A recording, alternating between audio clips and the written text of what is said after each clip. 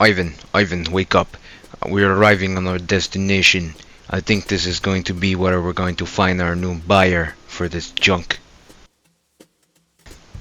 Oh, well, it certainly seems that our little friend might be a more successful capitalist than we originally intended.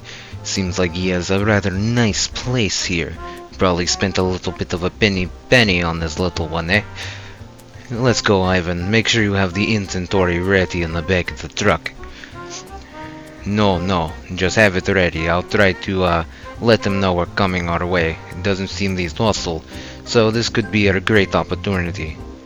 Hello, we're coming in. Ah, yes, friendly. Let's see what our friend is like. Hello, comrade, look over here. Come on, look over here. Yes, you. I see you have some money bags, eh? Ah, yes, you capitalists sure know how to get your money rolling. We might have something that might interest you in the back of the truck. Why not climb up on the back and have a peek? Fine weapons indeed. Very rare, limited edition. I think this will make a great addition to your storage, comrade.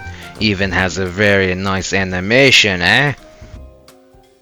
So long, comrade. Enjoy your new hardware. It was pleasure doing business with you. I think you will find these very satisfying in your collection indeed. Thanks for your contribution. Very fine work, Ivan. Very fine. You can't believe whatever you can pull out of the damn junkyard and sell these days. That man was certainly rolling in coin. It's always nice to have a little bit of a money bath, eh, Ivan? Why don't you hit it for me? Anyways, Ivan, we should probably start heading back to HQ. Our boss, Gaijin's probably going to want to know about our next successful purchase. Good night, everyone, and welcome back to the Nocturnal Corner with Bat. And today we are going to be looking at one of the worst weapons in the game, and I mean that, and I'm going to explain why. The the piece of shit is the worst weapon in the game just because of how disappointing it is. And if you even dare get it from the event, yes, it's not craftable in any faction. You can only get it in an event or the market. So if you were the unfortunate sorry soul to look at this thing and say, oh, that's pretty cool, and you built it, God forbid. Mercy on your soul. Make sure you watch this video before you do that shit if they ever come back with the Ravens again. Because this thing is ass. This thing is ass. But you know what? Let's talk about the positives real quick, okay? So it has 3 positives. The first positive is you see those little tanks on the back? It's one of the few weapons that actually has a reloading animation. I know, like not even the incinerator has a really... Actually, you know what? The incinerator somewhat has a reloading animation, but things like the crossbows where the bolt just appears, like what?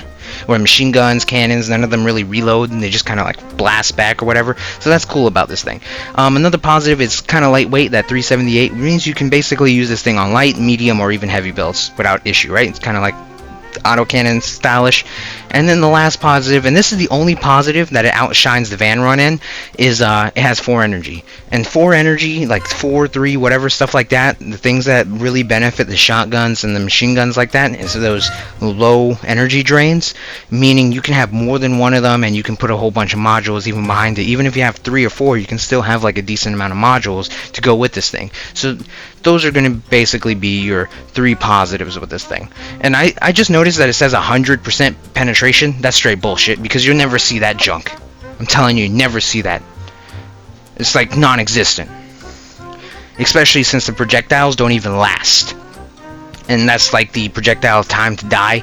Basically, you know, when you shoot something across the map and it just kind of disappears. This thing, since it's a shotgun, and you know shotguns have the very, very quick time to life, this thing definitely suffers from that. It just can shoot a little bit farther than them. So it's, and I'm going to explain to why that doesn't even matter. So now we're going to get into the negatives. So looking at the power score, like that, nah, they should take off the one in the front and make it 100 power score because this thing gets its ass kicked at 4K. Because I've tried it at multiple power scores, 14, 12, 10, 9, 7, 6, 4, and it got its ass kicked in almost all of them. Even at the 4K when I was fighting cords, this thing would, if you hit them too close, it won't even peel off the cord in 2 hits. Like, dude, get the hell out of here.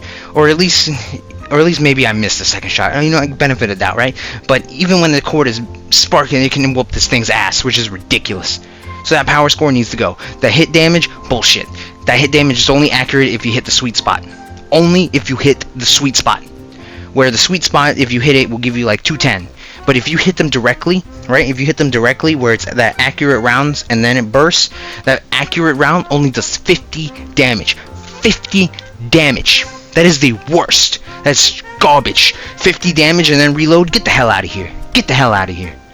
Fire rate, you know what? I'll leave it there. Effective range. The effective range is only good for the piece of shit shot. When it actually bursts, there's like no range. And it has so much spread, it's kind of like a junk bow blast where you can't hit nothing. You're not going to be hitting nothing. Because as soon as it blasts, your range is just gone. It just disappears. Accuracy. The accuracy is only good for the piece of shit round. When it blows up, yeah, that accuracy is accurate to when it blows up. Where it's not hitting nothing. Unless it's like right on. And that's the golden spot. That'll give you that 210 damage. If you don't hit them in the golden spot, you're doing no damage. Even when it bursts, you're doing around 40, 30, 70, like little low numbers. And then it has to reload. Like, come on. And then, it's almost as big as the junk bow and a little bit smaller than the van run, right? And the van run is decently big. So, you know, it takes a bunch of hits at that 580 durability. This thing's only 280. And since it's like bigger than junk bow and whatnot, this thing is obviously going to be taking hits. And it's not going to be taking very many. Because that's a low durability. So this thing's going to get peeled off easily. For something that has to be close up, decently big, and then it has to reload every shot, and if you shoot them up close, you're not doing nothing, that's bullshit.